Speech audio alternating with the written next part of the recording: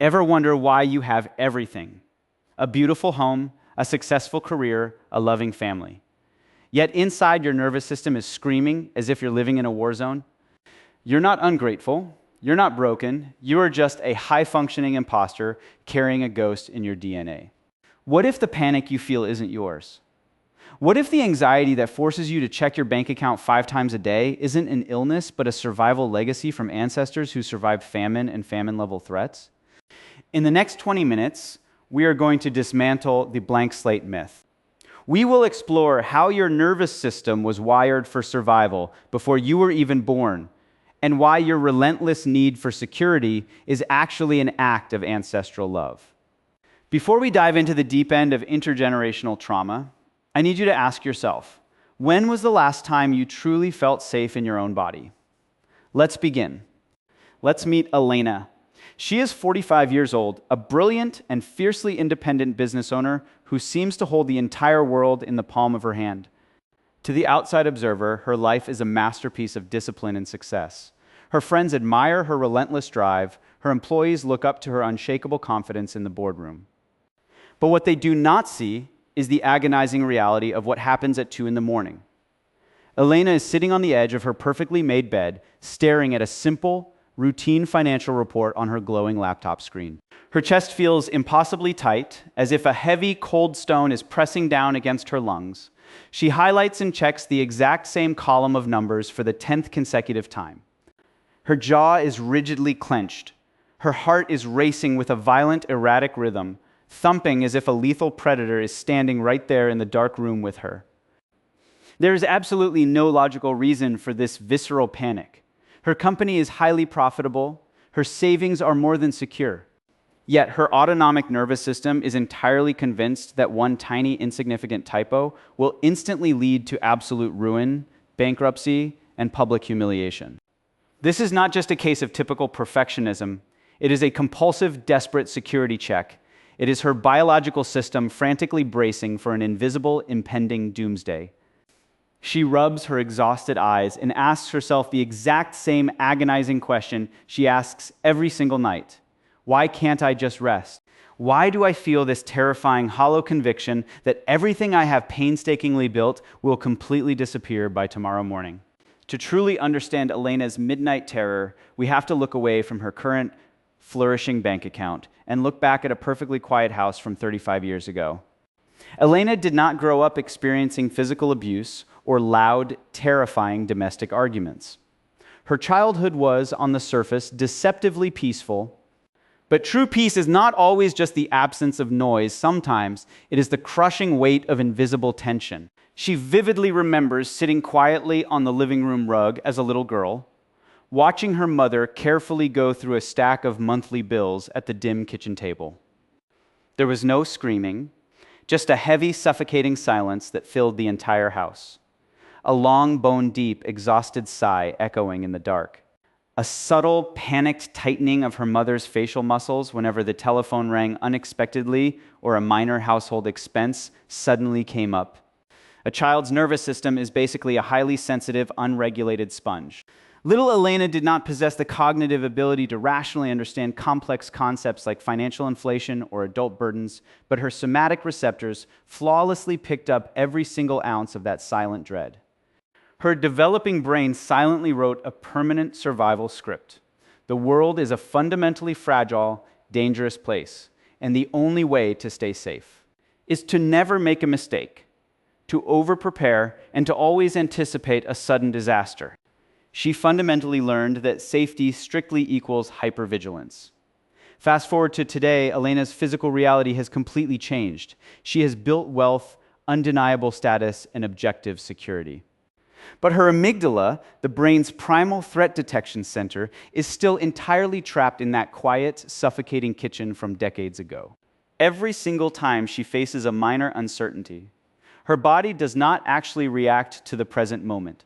It violently reacts to the unresolved ghost of her mother's silent panic. She is using a massive, trauma-driven hyperproductivity to outrun a famine that isn't even happening. She is desperately fighting an exhausting war that ended a very long time ago, and the most tragic part is her body still has not received the message that she has already won. It was supposed to be a quiet Friday night. Elena finally forced herself to sit down on the plush living room sofa to watch a movie with her family. The lights were dimmed. Her kids were laughing at the screen. This is the exact picture of success she worked so relentlessly to achieve. But inside her body, a silent, brutal war is raging. Sitting perfectly still feels entirely unbearable. It feels like a literal death sentence. Within 15 minutes, a familiar, sickening knot twists deep in her stomach. A heavy wave of physical guilt washes over her chest. Her brain aggressively screams that she is wasting time, that emails are piling up, that everything will collapse if she closes her eyes even for a second. She abruptly stands up, abandoning her family, and marches into the kitchen to aggressively scrub a marble countertop that is already spotless. She scrubs until her knuckles turn white. At this exact moment, you might be thinking exactly what Elena is thinking. You might aggressively defend this behavior.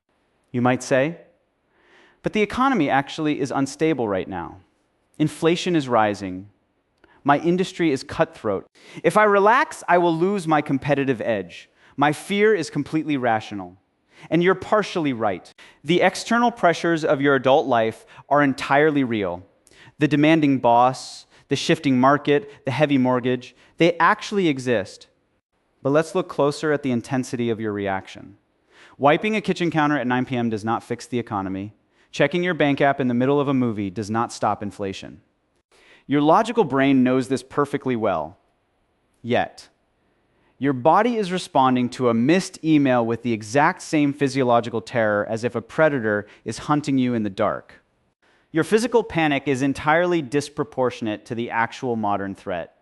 This is where the terrifying helplessness truly sets in for Elena. As she stands in her pristine kitchen, holding a damp cloth, with shaking hands, a crushing realization hits her. Her external world is safe, but her internal world is a heavily fortified bunker. She has become her own worst enemy. She realizes that she does not know how to tolerate peace to her nervous system. Peace does not mean safety. Peace means she dropped her guard, and dropping her guard means she will be destroyed. The silence of the living room feels exactly like the agonizing silence of her childhood kitchen. But why?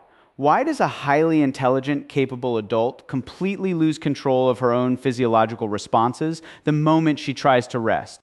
Why is her nervous system actively rejecting the exact safety she spent decades building? The answer is not in her current bank account. And shockingly, it is not even in her own childhood memories. The truth hiding inside Elena's shaking hands is a scientific revelation that will completely shatter everything you thought you knew about your own anxiety. What if the panic you feel right now actually began 80 years ago? Welcome to the cold, undeniable clinical reality of epigenetics. For decades, traditional psychology blindly assumed that you are born as a completely blank slate. We were universally taught that your personal memories only begin on the exact day you take your first breath. But modern clinical neuroscience has completely shattered that comforting illusion. Your DNA is not just a rigid physical blueprint for your eye color or your height. It is a highly active, living biological archive.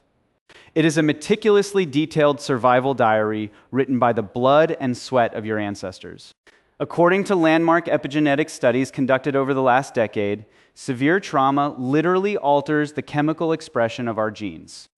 When Elena's ancestors lived through a period of extreme, life-threatening scarcity, whether it was a brutal historical war, a sudden violent displacement, or a devastating famine, their autonomic nervous systems had to biologically adapt to survive the nightmare. Their bodies chemically tagged their DNA through a physiological process called DNA methylation. This microscopic biological tagging acted as an urgent, permanent warning message, a genetic memo explicitly instructing the nervous system of the next generation to stay relentlessly alert. They passed down a biologically enhanced, hyperreactive amygdala. So, when Elena receives a cryptic two-word email from a major corporate client, her brain does not actually process it as a modern workplace inconvenience. Her genetically modified threat detection system instantly translates that simple email into the exact same violent chemical response her grandmother felt when the winter food supply suddenly ran out. This phenomenon is known in clinical psychology as an evolutionary mismatch. Elena's body is flawlessly executing a brilliant life-saving algorithm, but it is running that specific algorithm in the completely wrong century. She is not mentally weak, she is not emotionally broken or inherently flawed. She is simply driving a high-speed, heavily armored survival machine through a quiet, peaceful neighborhood. Her compulsive need to constantly hoard money, her absolute physical inability to relax on a Friday night, her terrifying midnight panic attacks, none of these are symptoms of a personal failure. They are, in fact, undeniable biological proof of a profound, desperate ancestral success. Her lineage literally survived because they meticulously learned how to never, ever let their guard down. But here's the agonizing, heartbreaking tragedy of this genetic inheritance. The heavy, impenetrable armor that successfully kept her ancestors alive in the harsh, unforgiving trenches of history is the exact same armor that is currently drowning Elena in her plush, comfortable living room. She is physically choking under the immense, crushing weight of a violent war she never actually fought. And until she fully understands this biological truth, she will continue to blindly medicate her body, fiercely hate her own anxious mind, and completely exhaust herself trying to outrun a ghost. But what exactly happens when you finally stop running? What happens when you abruptly turn around in the dark and look the ghost right in the eyes? Imagine standing perfectly still in that spotless kitchen, just like Elena. For your entire adult life, you have brutally treated your own body like a defective machine, a stubborn, irrational enemy that constantly ruins your hard-earned peace. Whenever your chest tightened or your stomach tied itself into sickening knots, your immediate instinct was to aggressively fight it. You harshly judged yourself for being weak. You forced yourself to work harder, to achieve more, just to temporarily silence the unbearable noise inside your head. But what if you finally stopped fighting right now? Take a slow, deep breath and place your bare hand firmly over your racing heart. Feel that rapid, exhausting rhythm.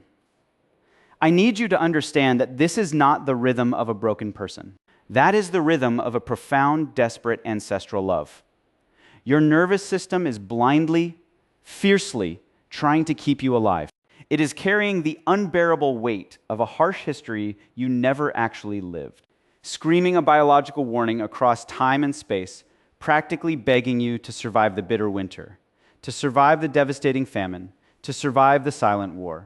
Once Elena truly comprehended this undeniable clinical reality, something inside her fundamentally shattered. The heavy, suffocating wall of self-hatred and shame instantly melted away. For the very first time in 45 years, she did not look at her trembling hands with frustration and disgust. Instead, she looked at them with a profound, overwhelming sense of retroactive compassion. Through her own anxiety, she suddenly saw the rough, calloused hands of her grandmother, desperately rationing a tiny bag of flour to keep her children from starving. She saw the terrified, silent face of her mother, constantly bracing for the next unpredictable financial disaster. They silently suffered in the dark so that she could eventually stand here, in a beautiful, safe home, completely out of harm's way. The relentless panic you feel today is simply their protective shield, accidentally left behind in your cellular memory. You do not need to be angry at a shield that was forged out of love, but you also do not have to carry it anymore. You are allowed to gently take off that invisible, suffocating backpack. Elena slowly lowered the damp cloth onto the cold marble counter. She closed her tired eyes, felt the solid reality of the hardwood floor beneath her feet, and finally spoke directly to her own terrified, exhausted nervous system. She gently whispered, "Thank you for protecting us. You did your job, but the famine is over. The war is completely done. We are finally safe." And in that perfectly quiet, ordinary moment, a massive, invisible genetic chain that had mercilessly dictated her family's behavior for over a century was permanently broken. You're not broken, and you never were. The relentless perfectionism, the agonizing physical exhaustion, the terrifying midnight panic attacks, they were simply biological echoes of an ancient survival script inherited from history. But today, that obsolete script officially expires according to the profound indigenous wisdom of the 7 generations principle. Every single conscious choice we make actively ripples forward in time. When you finally choose to put down your invisible, suffocating armor, you're not just healing your own tired mind, you're actively, physically altering the genetic expression of your own DNA. You officially step into your true identity as the ultimate cycle breaker of your lineage. You become the fierce guardian standing at the crucial crossroads of your family's history, bravely declaring that the silent generational panic absolutely stops right here within your own body. The generations after you will now inherit a nervous system physically wired for profound peace rather than for a phantom famine. The true power to heal does not come from an external validation. It has always been inside your own biology, patiently waiting for your conscious permission to rest. But here's the ultimate highly uncomfortable catch. You cannot simply think or meditate your way out of deeply rooted biological trauma. You have to physically rebuild that neural safety using microscopic, disciplined daily actions. While you have successfully forgiven your genetic past, your present daily routine might still be keeping your nervous system heavily trapped in a chronic state of invisible threat. The exact way you open your weary eyes, the very first thing you reach for in bed, the specific way you judge yourself in the mirror. These tiny actions dictate your entire biological reality. In fact, there are exactly 5 highly toxic micro-habits you're probably executing every single morning that are silently destroying your natural dopamine baseline and keeping your brain completely held hostage in survival mode. If you truly want to permanently reprogram your nervous system for lasting peace, you need to click on this next video right now to discover exactly what those 5 hidden habits are. The ancient war is finally over, but your true journey as the conscious guardian of your peace has only just begun.